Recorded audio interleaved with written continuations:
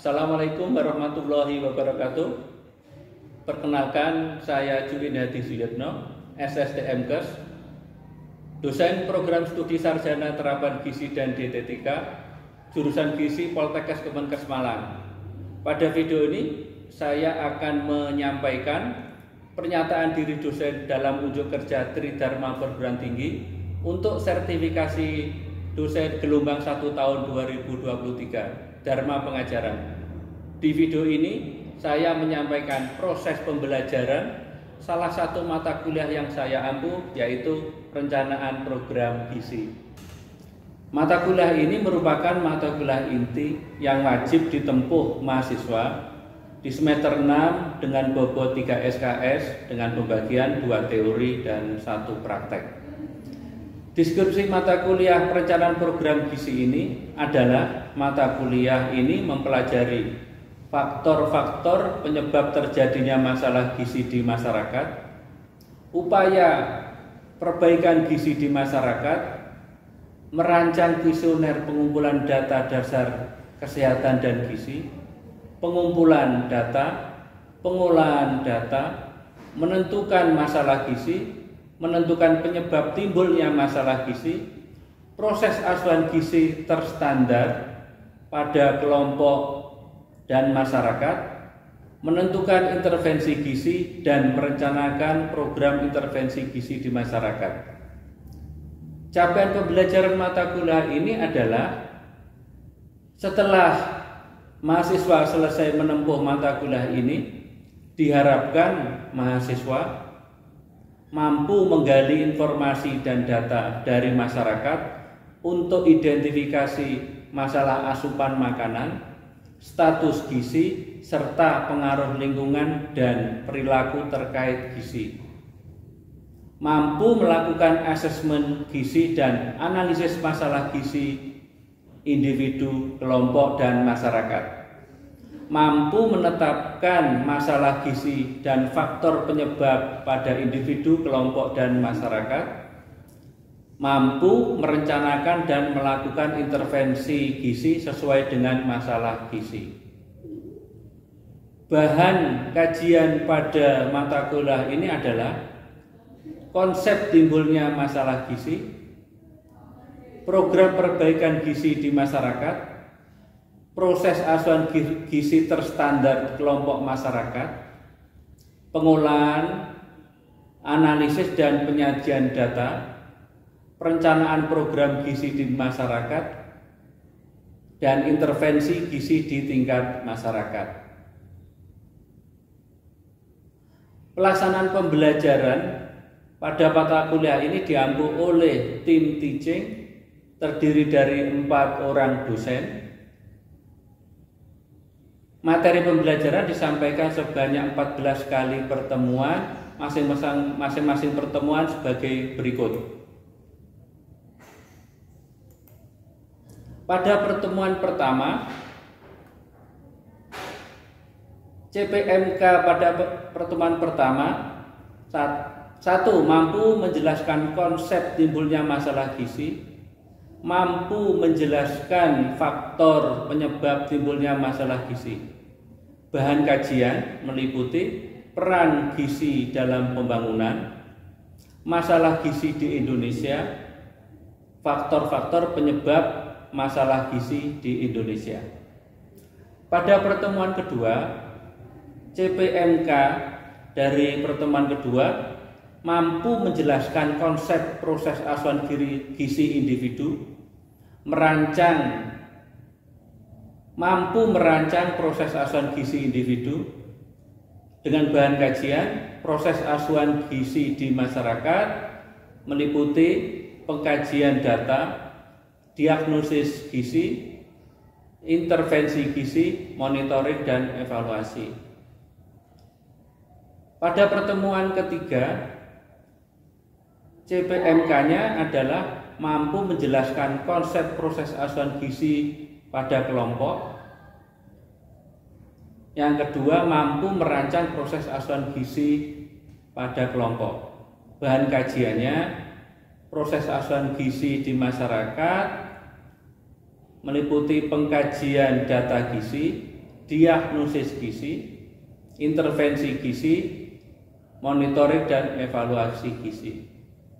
Pertemuan keempat, CPMK-nya adalah mampu menjelaskan konsep proses asuhan gizi pada tingkat masyarakat, mampu merancang asuhan gizi pada tingkat masyarakat.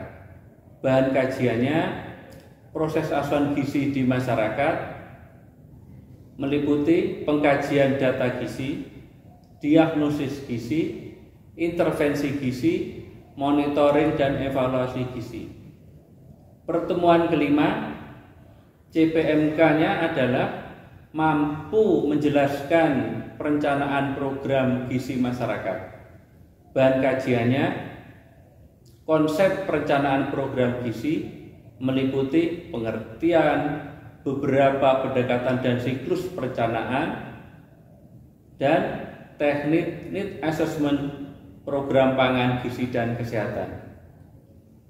Pada pertemuan 6 dan 7, CPMK-nya adalah mampu menjelaskan penyusunan instrumen pengumpulan data kesehatan dan gizi di masyarakat, mampu merancang instrumen pengumpulan data dasar kesehatan dan gizi di masyarakat. Bahan kajiannya, pertama adalah cara penyusunan instrumen pengumpulan data, langkah-langkah penyusunan instrumen, jenis data gizi yang dikumpulkan, dan pedoman kuesioner. Pada pertemuan ke-8 dilakukan ujian tengah semester. Kemudian pada pertemuan ke-9, mahasiswa mampu menjelaskan pengumpulan data kesehatan dan gizi di masyarakat. Bahan kajiannya meliputi metode pengumpulan data, yaitu wawancara, partisipasi, pengamatan, dan kajian yang lain adalah pengertian dari langkah-langkah melakukan pengumpulan data sesuai dengan metode survei gizi.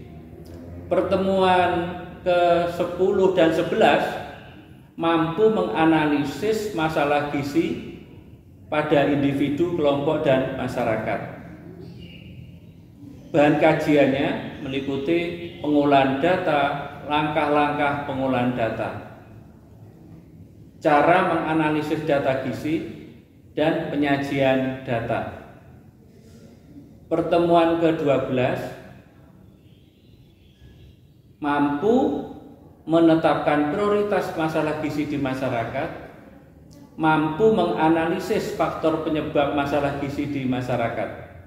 Bahan kajian meliputi analisis situasi, identifikasi masalah gizi, penetapan prioritas, dan analisis faktor penyebab masalah gizi.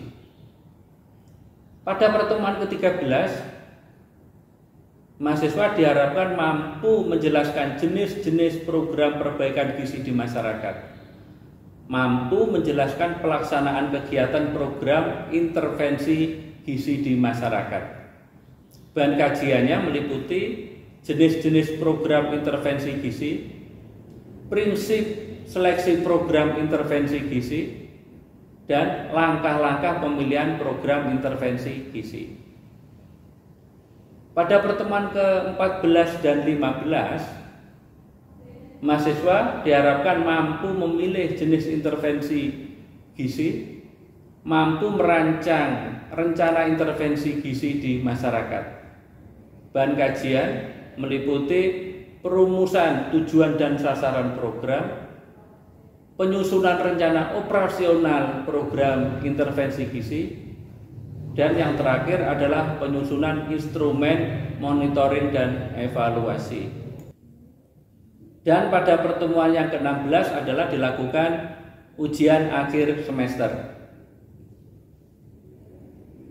Untuk mencapai capaian pembelajaran mata kuliah, metode pembelajaran teori bisa dilakukan secara daring atau luring, sedangkan untuk praktek dilakukan secara luring. Pada saat daring, media yang digunakan adalah media Zoom Meeting atau Google Meet. Metode pembelajaran yang digunakan yaitu Student Centered Learning, artinya mahasiswa sebagai subjek pembelajaran didorong untuk lebih aktif, kreatif, inovatif, dan mandiri dalam belajar. Penyampaian materi yang sifatnya teori dilakukan dengan ceramah, diskusi dan tanya jawab. Selain itu, untuk memberikan pengalaman kepada mahasiswa, metode belajar project based learning dengan memberikan studi kasus. Salah satu contohnya diberikan kasus-kasus masalah gizi yang ada di masyarakat yang harus dikerjakan oleh mahasiswa. Dengan demikian, mahasiswa mempunyai gambaran pengalaman penanganan kasus gizi yang sesuai dengan program pemerintah seperti metode yang digunakan di puskesmas saat ini, yaitu proses asuhan gizi terstandar atau disingkat dengan PAGT. Sebagai contoh adalah penanganan masalah stunting di masyarakat. Setelah mengerjakan kasus tersebut, mahasiswa akan mempresentasikan hasil kerjanya dan didiskusikan bersama dosen untuk mengetahui apakah yang sudah dikerjakan sesuai dengan pedoman atau tidak. Interaksi dengan mahasiswa dilakukan di dalam kelas dan di luar kelas. Interaksi di dalam kelas dengan kuliah tatap muka dan diskusi untuk membahas materi-materi yang kurang dipahami oleh mahasiswa. Untuk menjalin interaksi dengan mahasiswa di luar kelas atau setelah perkuliahan, baik daring maupun luring, yang bertujuan mendiskusikan terkait materi pembelajaran dan penjelasan tugas, saya menggunakan Google Classroom, WhatsApp. Penyampaian materi berupa PowerPoint atau tugas saya share di Google Classroom dan dapat diunduh oleh mahasiswa setiap saat. Selain itu, penggunaan media WhatsApp juga memudahkan komunikasi jika ada yang perlu disampaikan terkait dengan tugas atau praktek yang telah dilakukan oleh mahasiswa. Daripada itu juga pengumpulan tugas dilakukan melalui Google Classroom. Hal ini dimaksudkan untuk memudahkan menilai dan memberikan feedback tugas yang sudah dikerjakan. Untuk mengetahui proses pembelajaran yang disampaikan sudah tercapai sesuai dengan capaian pembelajaran mata kuliah, evaluasi yang digunakan pada pembelajaran ini meliputi penilaian materi-materi yang disampaikan secara teori, yaitu terkait dengan tugas, kuis, dan UTS dan UAS. Untuk persentasenya, untuk tugas 30%, kuis 10%, UTS 30%, UAS 30%. Untuk penilaian praktek, yaitu berupa tugas atau laporan praktikum dengan bobot 80% dan ujian praktek dengan bobot 20%. Penilaian akhir dari mata kuliah ini adalah persentase penilaian dari mata kuliah teori dan praktek. Bobotnya masing-masing, untuk teori 40%, praktik 60%. Demikian metode pembelajaran yang saya sampaikan. Selanjutnya saya sampaikan cuplikan pembelajaran secara luring dengan topik proses asuhan gizi di masyarakat.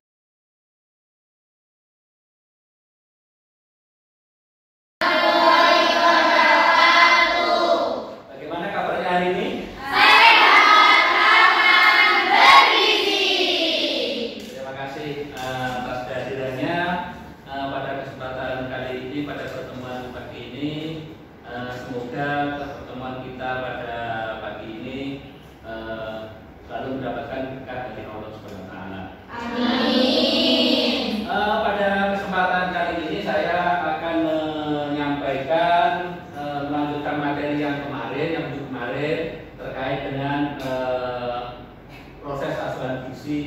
untuk masyarakat. Ya. Masih ingat materi yang kemarin? Oke, terima kasih. Jadi materi kemarin kita membahas tentang apa? PADT. PADT itu ada 4 komponen, yaitu apa? Pengkajian, diagnosis,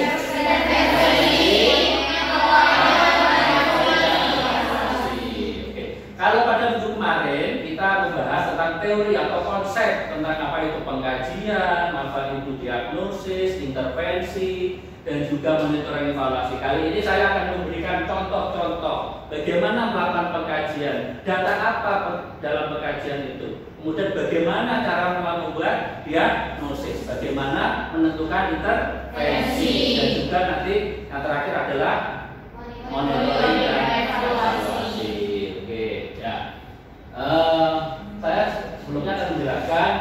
Pada kesempatan ini, ya, ujian pembelajaran kali ini adalah pada akhir perkuliahan mahasiswa nanti akan mengetahui konsep proses asesmen gizi di masyarakat, kemudian mampu mengetahui dan melakukan asesmen gizi, ya. Kemudian yang ketiga mampu menetapkan diagnosis gizi, yang keempat mampu merencanakan intervensi gizi, dan yang kelima adalah mampu merencanakan monitoring dan evaluasi proses asesmen gizi. Jadi ada 5 yang tujuan pada pertemuan kali ini. Oke, kita bahas satu persatu bagaimana tentang proses asesmen gizi, kemudian melakukan asesmennya bagaimana sampai nanti monitoring dan evaluasi. Nah, 4 langkah ya. Jadi dalam proses asesmen gizi ada 4 langkah. Yang pertama adalah langkah pertama itu pengkajian, kemudian adalah langkah diagnosis, yang ketiga adalah langkah intervensi gizi, yang keempat adalah langkah monitoring evaluasi. Nah, masing-masing langkah ini ada berapa komponen atau istilahnya ada domain. Ya. Domain-domain yang ada di langkah pertama, kita satu persatu dulu ya, mengingatkan yang minggu kemarin. Oke, teman. Untuk langkah pertama itu pengkajian. Dalam pengkajian ada apa? Riwayat gizi, kemudian data-data laboratorium, kemudian antropometri, apa lagi? Yang terakhir riwayat klien, ya. Oke. Kemudian yang kedua adalah apa? Diagnosis. Diagnosis ada berapa terminologi? 3.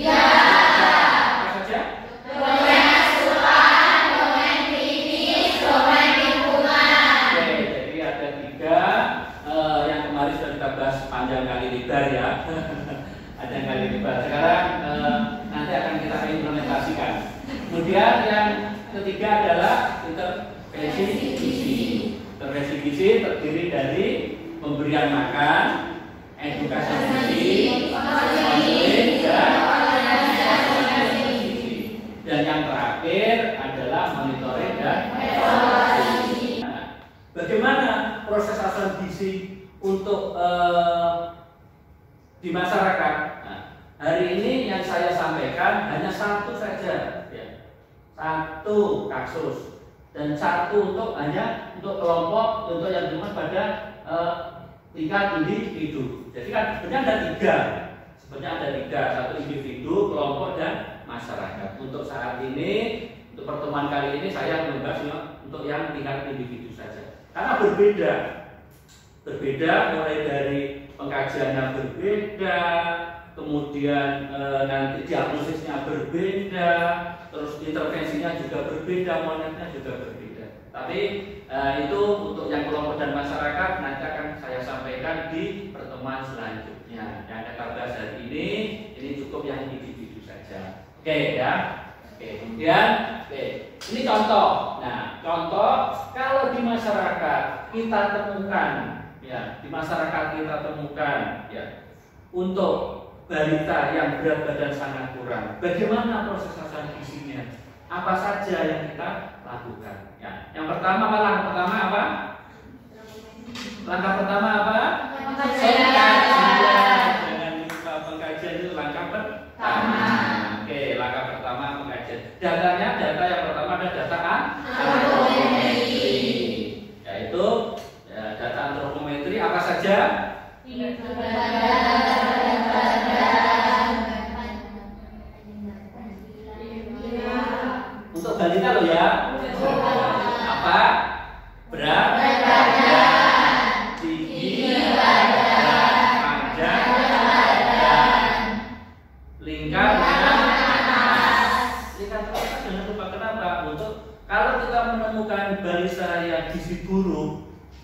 kita harus tetap mengukur lingkar lengan atas. Oke ya, itu yang pertama itu datanya ya. Kemudian data kedua data laboratorium. Nah, kemudian data laboratorium yang terkait pada balita biasanya apa?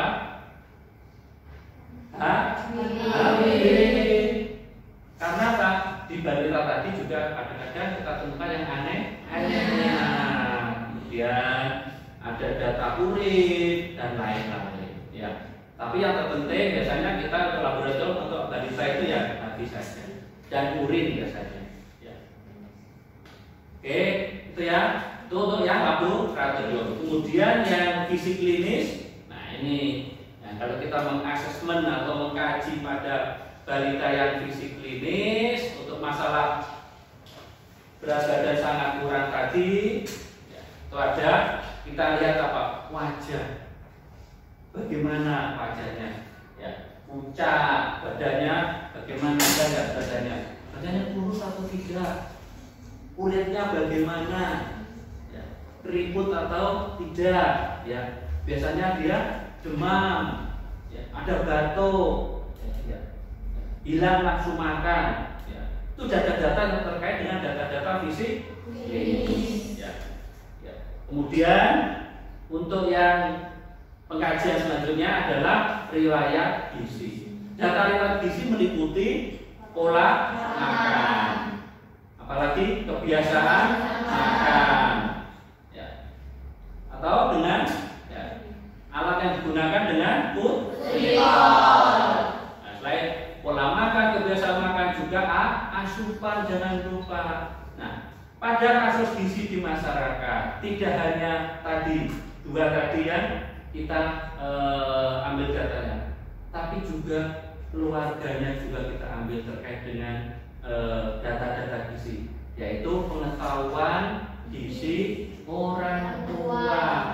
Pengetahuan gizi orang tua penting. Kenapa? Karena anak itu tergantung orang tua dalam makannya, dalam kebiasaannya, seperti itu. Itu ya.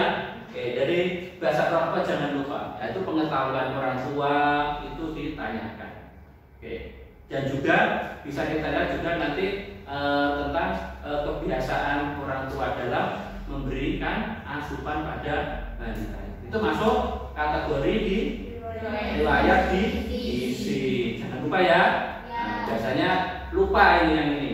Biasanya hanya fokus pada pola makan dan tingkat konsumsi. Oke. Kemudian yang terakhir untuk pengkajian itu adalah terkait dengan karakteristik balita tersebut dan keluarganya, meliputi umur, ya, jenis kelamin, etnis, tingkat pendidikan orang tua, pekerjaan orang tua, ya, pendapatan, dan juga status imunisasi, riwayat penyakit, kondisi lingkungan, itu juga masuk di dalam riwayat klien. Oke, sampai sini ada yang ditanyakan? Ada yang ditanyakan? Sampai sini dalam pengkajian? Ya, oke. Nah, silakan kalau ada yang tanya. Ya, silakan. Itu kan di riwayat klien disebutkan kalau kita perlu mendata dukungan sosial budaya, spiritual, dan kebijakan. Kenapa kita memerlukan pendataan itu, Pak? Apa alasannya? Oke, terima kasih. Mengapa kita mendapatkan ingin atau kita mengetahui data itu? Karena apa? Data itu nanti yang akan kita gunakan sebagai alternatif atau sebagai pertimbangan kita di dalam intervensi. Ya, nanti kan di langkah selanjutnya ada intervensi ya, ada intervensi itu untuk intervensi. Kenapa? Misal contoh, silakan tadi contohnya pendidikan ya, pendidikan. Misalkan pendidikannya SD, ya kita harus menyesuaikan ya kalau kita akan memberikan intervensi. Misalkan kita akan memberikan edukasi atau konseling lah, ya kita gunakan kalau pendidikannya SD bahasa yang kita gunakan dan kita sesuaikan, ya.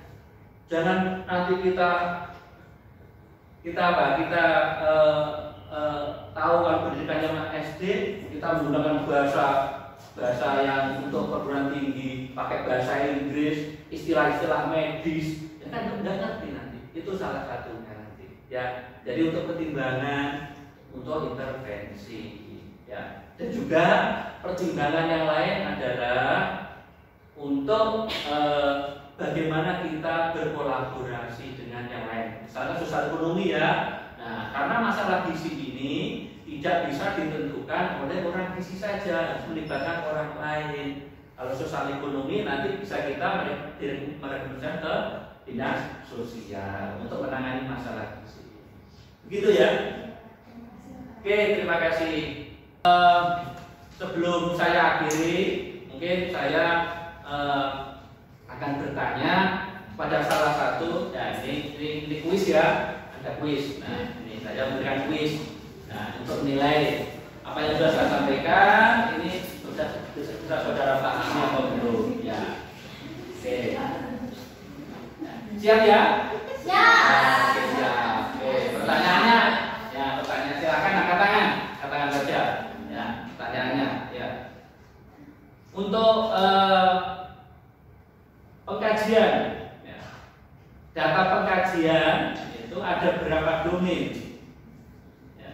Pengkajian ada berapa data yang diambil? Jenis datanya ya, ada berapa? Silakan sebutkan. Ya, ya.